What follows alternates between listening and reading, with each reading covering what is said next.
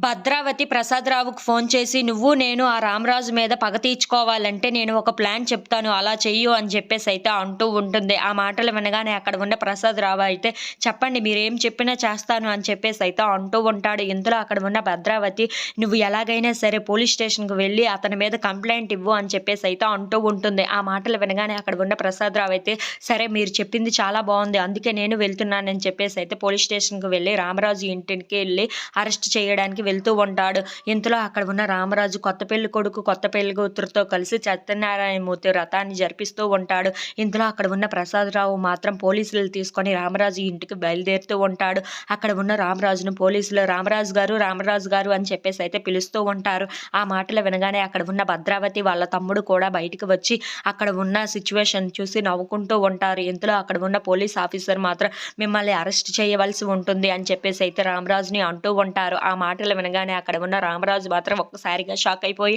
ఎందుకు అని చెప్పేసి అయితే అడుగుతూ ఉంటాడు. ఆ మాటలకి అక్కడ ఉన్న పోలీస్ ఆఫీసర్ మాత్రం, "మీరు ఈ అమ్మాయిని వీళ్ళ అమ్మాయిని కిడ్నాప్ చేసి మరీ వచ్చి పెళ్లి చేపించుకున్నారంట కదా బలవంతంగా.